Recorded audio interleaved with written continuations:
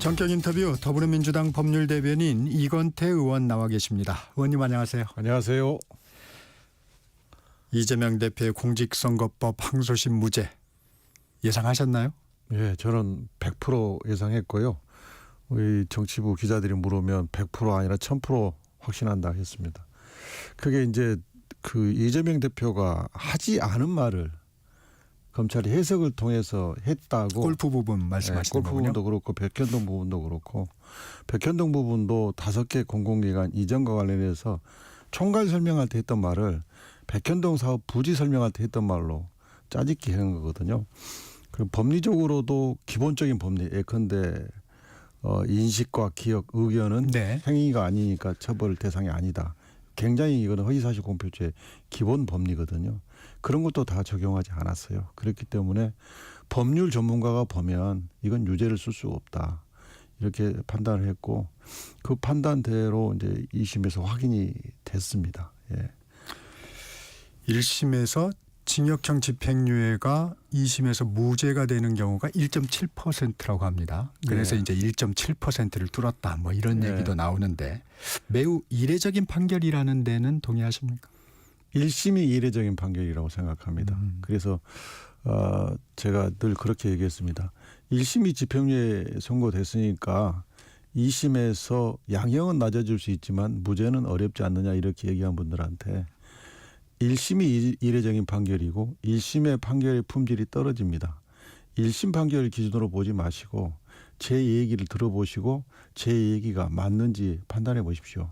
이렇게 늘 설명했거든요. 그때 결국 2심에서 아주 정치한 법리 판단과 많은 증거를 종합해서 아주 정확하게 판단해 주셔서 아주 감사하게 생각합니다. 하여튼 결과적으로 보면 1심 판결에도 약간 당황을 했던 것 같고 국민들이 징역형까지 나왔네. 또 2심 판결에서도 국민들이 좀 약간 당황하는 분위기는 좀 있는 것 같습니다. 예. 선거 당일에 민주당 의원 60여 명이 법원 앞에 서서 기다렸습니다. 예. 의원님 가셨습니까 혹시? 저는 국회에 있었습니다. 저는 법률 대변인으로서 역할이 또 있었기 때문에 네.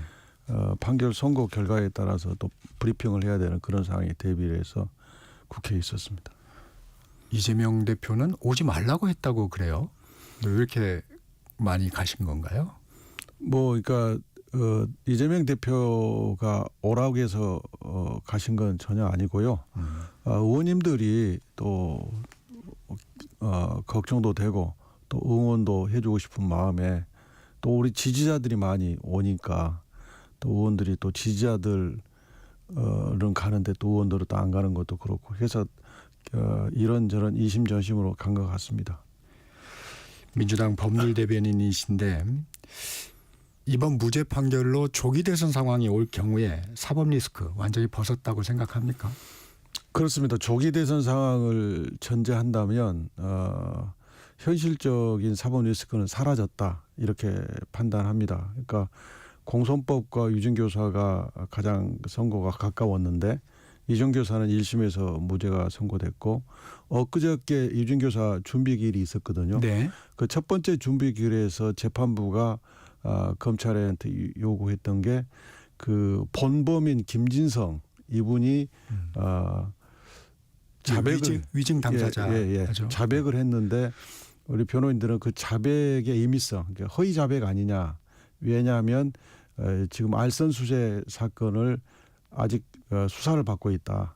그 수사 부담 때문에 허위 자백하는 거 아니냐 이런 의문을 제기를 했는데 그걸 확인을 했어요. 그래서 지금 추가로 수사 중인 게 있느냐, 왜 수사가 안 끝나느냐, 그 수사 사항을 재판부에 제출해 달라. 그 다음에 그 김진성 씨 영장 심사 때 검찰이 재판부에 보이고 설명했던 PPT도 제출해 달라. 이렇게까지 했거든요. 그리고 이 공선법이 이제 어제 그제 무죄가 선고돼서 실질적으로 사법 리스크는 사라졌고 이제 국민들은 기소된 건 중에 이제 무죄가 2건이 연달아 나왔기 때문에 민주당에서 얘기한 정치 기소, 정적 죽이기 기소 이게 맞는 모양이다 하는 인식을 넓게 퍼지고 있다고 생각합니다. 이 위증교사 이 부분은 5월쯤 선고가 나올 수도 있다 뭐 이런 얘기가 있더라고요. 어떻습니까? 그러니까 2차 준비기일이 4월 1일입니다. 네. 그래서 지금 이제 준비기일이 끝나야 항소심에서 재판을 얼마나 길게 할지, 증인은 또 몇 명이나 할지 이런 게 정해질 것 같고요. 검찰에서는 이제 무죄를 유죄로 바꿔야 될 입장이기 때문에 검찰이 많은 증인을 2심에서 신청하고 재판기를 많이 달라고 할 가능성이 높다고 저는 그렇게 판단합니다. 네. 공직선거법 무죄와 관련해서 검찰은 선고 하루 만에 상고했습니다. 법리를 오해한 위법이 있다 했는데 검찰의 대응은 좀 어떻게 보십니까? 제가 이제 검찰이 먼저 상고 방침을 판결 선고 2시간여 만에 밝혔어요. 하겠다고. 근데 검찰은 아시다시피 윤석열 대통령 그 구속 취소 법원의 매우 이례적인 결정에 대해서 즉시 항고라는 또 이례적인 항고 포기했지 않습니까? 그런데 반면에 이재명 대표 무죄에 대해서는 2시간도 채 안 돼서 상고 방침을 밝혔어요. 이건 대단히 정치적 행위다. 그래서 스스로 정치 검찰 이게 정치적 기소라고 하는 것을 스스로 인정한 셈이다. 저는 그렇게 논평을 냈는데요.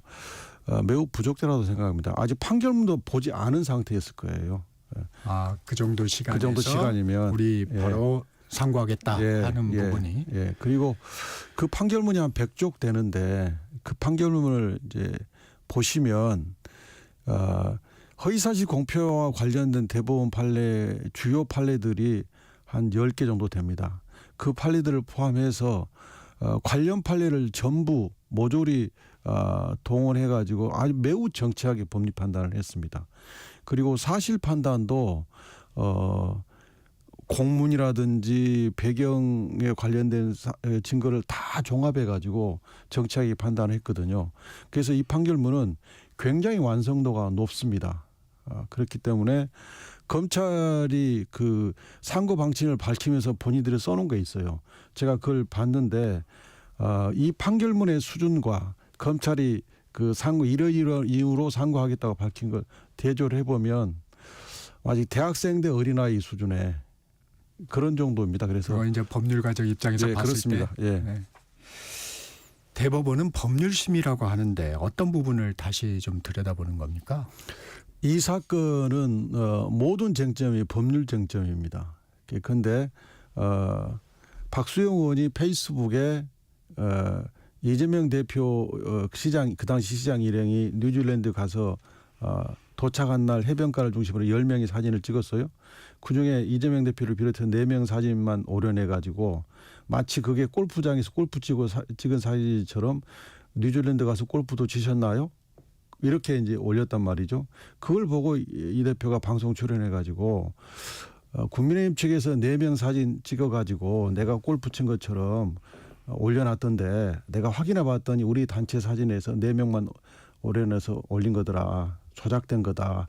그리고 그 사진 봤더니 그 절반은 나 잘 모르겠다. 이렇게 말을 했어요. 근데 이렇게 말한 것은 김문규하고 골프 치지 않았다고 말했다라고 한 말이라고 해석을 통해서 말을 만들었어요. 검찰이 이제 검찰이 이게 대법원에서 금지하고 있는 확장 해석 금지에 해당되는 거거든요.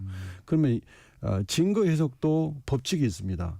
그 법칙에 위반됐기 때문에 이것도 법리 문제입니다. 그리고 인식, 기억, 의견은 처벌을 못한다. 이것도 법리 문제고. 그래서 대법원에 가면 이제 검찰은 이제 이런 법리 문제를 뒤집기 위해서 주장을 하겠죠. 그런데 이재명 대표 사건뿐만 아니라 그 전에도 이런 유사한 사건들이 많았습니다. 일관되게 2심의 무죄 판결의 취지대로 대법원은 판결을 해왔습니다.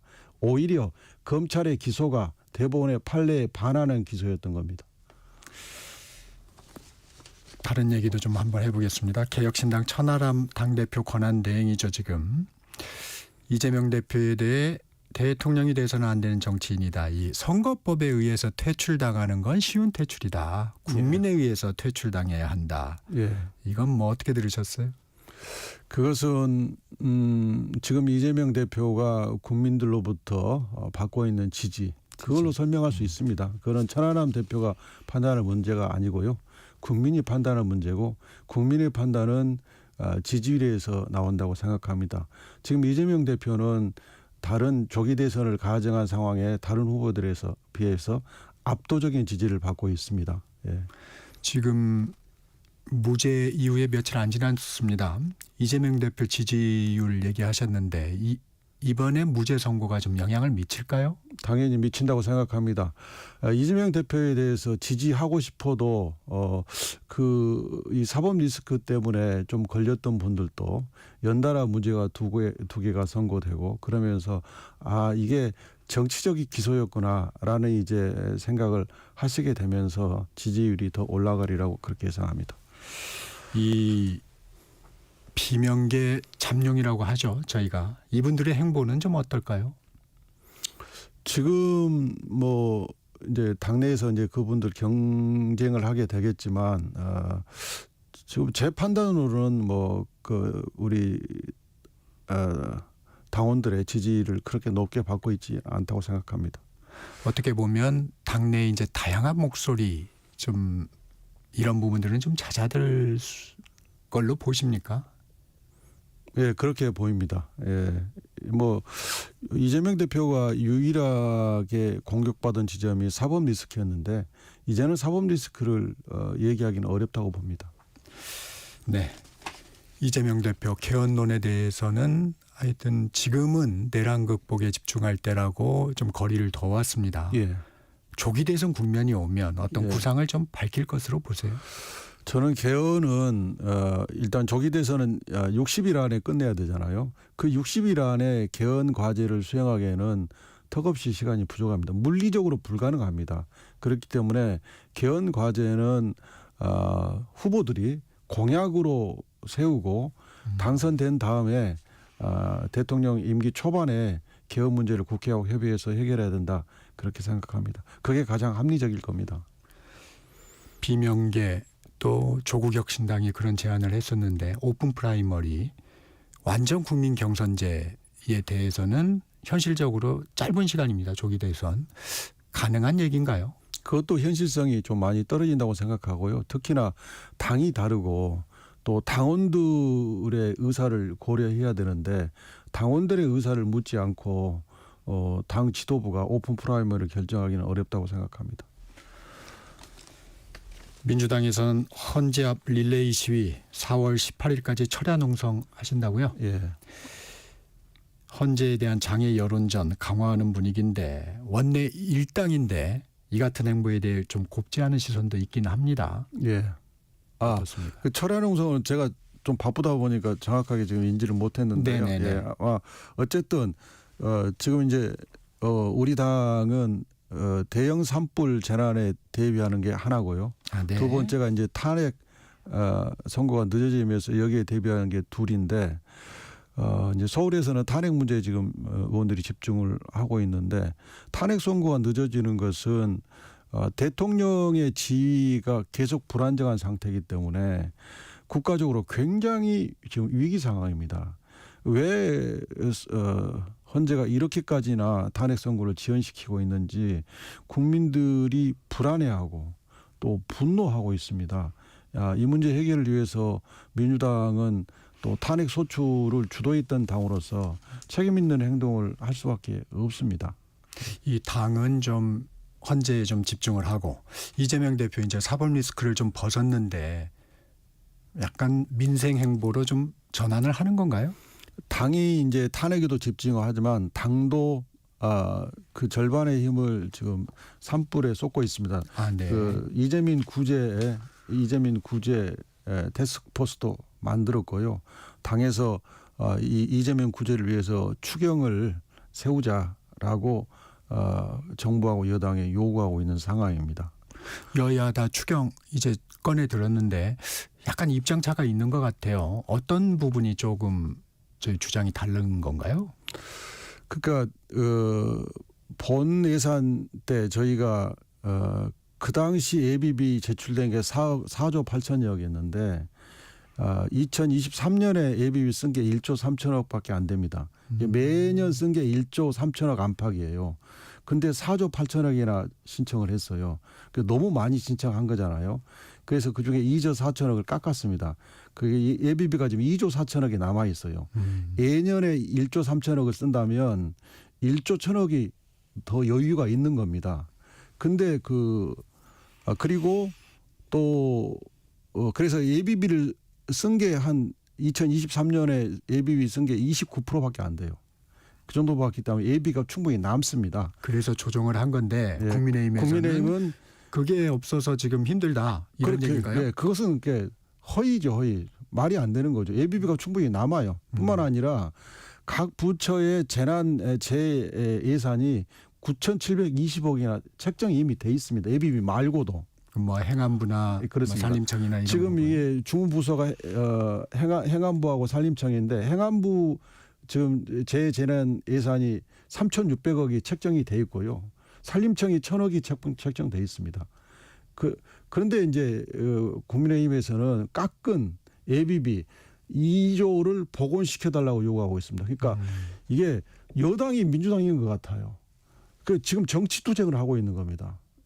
민주당이 예비비 깎았다고 하는 과거 일을 되새겨 가지고 지금 과거 투쟁을 하고 있는 거예요. 지금 이 엄중한 산불 재난을 앞두고 빨리 추경 세워 가지고 우리는 우리 자체 추경하는 9천억 정도를 준비를 했거든요. 빨리 추경 세워서 이 재난에 투입해야 되는데 예비비 복원시켜달라 이런 얘기를 하고 있는 것은 여당으로서 무책임한 태도라고 생각합니다. 이 산불 재난이 일어나서 그런데 이 컨트롤 타워가 사실 행안부 장관입니다. 예. 이 부재는 좀 어떻게 생각하세요?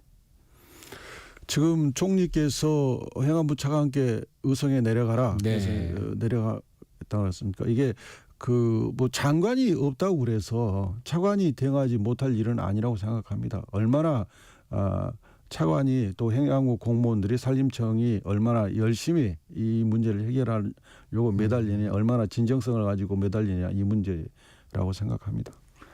이 마은혁 헌법재판관 후보자 임명과 관련해서 민주당에서는 한덕수 권한대행 또 최상목 부총리 탄핵도 좀 추진을 하겠다는 의지를 보였었는데 이 부분은 좀 공세 수위가 좀 낮아지는 건가요? 어떻게? 그렇지는 않습니다. 최상목 부총리에 대해서는 탄핵 절차가 진행되고 있고요. 어저께 이제 이 산불 재난재해 때문에 본회의가 네. 연기됐는데 어제 본회의가 열렸으면 탄핵 보고가 되고 그로부터 늦어도 72시간 내에 표결을 해야 되는 상황이었고요. 그건 이제 의장께서 그렇게 본회의를 일단 연기하기로 결정했는데 다음 주라도 본회의가 열리면 다시 추진될 거고요. 최상목 부총리에 대한 그렇습니다. 탄핵안은. 예. 그리고 이제 한덕수 총리도 헌법재판소에서 마은혁 재판관 임명하지 않은 것은 위헌이라고 결정을 했기 때문에 총리께서 빨리 이것을 임명을 하셔야 돼요. 그런데 임명을 지금 안 하고 계시는데 저희가 언제까지나 이걸 지켜볼 수는 없는 문제 아니겠습니까? 이게 굉장히 중요한 문제거든요. 행정부의 최고 책임자가 헌법재판소에 판결을 깔아뭉개고 있는 겁니다. 그러면 국가가 어떻게 운영되겠습니까? 그래서 이것은 행정부가 국회가 만든 법률을 막 거부권 행사하고 또 사법부의 판결도 무시하고 이것은 행정부 독재거든요. 이래서는 안 되는 겁니다. 그래서 총리께서 이번에 복귀하시면서 국회의장과 잘 협의해서 잘 하겠습니다. 이렇게 말씀하셨기 때문에 그 말씀을 지켜주시라고 저희들은 기대하고 좀 기다리고 있습니다만은 저는 굉장히 위중한 상황이라고 보고 있습니다. 우리 마지노선이 있을까요? 마지노선은 이제 우리 지휘부에서 원내 지도부에서 네. 고민하고 계실 건데요. 어쨌든 시간이 별로 없다. 저는 이렇게 생각하고 있습니다. 윤석열 대통령 신속 파면 촉구 결의안 이 부분은 효과가 있을까요? 그것도 이제 결의안이라고 하는 게 국회가 얼마나 이 상황을 위중하게 보고 있는지를 헌법재판소에 알리는 건데 헌법재판소도 국회가 지금 굉장히 위중하고 생각하고 있구나 하는 뜻을 전달받고 무겁게 생각하라고 생각합니다. 국회가 전체 결의안을 했는데 국가의 최고 헌법 규범을 결정하는 재판소가 그걸 무시하리라고 생각하지 않습니다. 윤석열 대통령 선고 시점에 관심이 모아지고 있습니다. 늦어지다 보니까 다양한 해석들이 나옵니다. 그렇습니다. 예. 의원님은 어떻게 보고 계세요? 지금까지는 이제 헌법재판소가 최대한 빨리 이 사건 먼저 하겠다고 했는데 그 사이에 검사 탄핵, 감사원장 탄핵, 한덕수 총리 탄핵을 먼저 하면서 시간이 좀 딜레이되어 있습니다. 그래서 이재명 대표의 2심 선고를 보고하려고 했는가 하는 그런 의구심을 가지고 있는데요. 그래서 그렇다 하더라도 그 문제가 해결됐으니까 오늘을 예상을 했는데 오늘 또 지금 넘어가는 것 같습니다. 그래서 다음 주 초까지는 선고를 해줘야 된다. 그렇지 않으면 국민들이 헌법재판소를 정치적 고려를 하고 있다고 의심할 수밖에 없다. 그것은 국가적으로 불행한 일이다. 헌법재판소라는 최고재판소가 국민들로부터 불신받게 되는 상황은 국가적으로 굉장히 안 좋은 상황이다. 빨리 움직여 주셔야 한다고 생각합니다. 이 의원님, 정치적 고려라는 건 어떤 의미를 두고 그러니까 하신 말씀입니까? 만약에 세간에서 가지고 있는 의구심, 이재명 대표의 2심 판결과 헌법 탄핵 재판은 전혀 무관한데 그 일정을 고려하고 있다고 하는 것은 굉장히 바람직하지 않잖아요. 그게 정치적 고려죠. 문영배, 이미선 두 재판관 임기가 끝나는 4월 18일 전에는 나오겠죠? 전에는 나와야겠죠. 예, 안 그러면 국가 질서를 완전히 엉망으로 만들어놓은 대혼란에 빠지게 될 겁니다. 그러면. 너무 지연이 되다 보니까 비상식적인 예상까지도 자꾸 나오고 그런 상황인 것 같습니다. 윤 대통령은 석방 이후에 정치 메시지를 내지 않고 있습니다. 어떤 행보로 보십니까? 저는 윤 대통령이 헌법재판소에 본인이 나오셔가지고 뭐 많은 이제 본인의 변론을 했는데 그게 변호인들의 의견이 또 주변 그 참모들의 의견이 그게 오히려 불리해졌다. 이런 조언을 했을 거라고 봅니다. 그리고 뭐 윤 대통령도 본인이 막 나서서 발언하고 싶어하는 성질이긴 하지만 본인이 그것을 참작했다고 생각합니다. 여기까지 듣겠습니다. 지금까지 더불어민주당 이건태 의원이었습니다. 고맙습니다. 예, 감사합니다.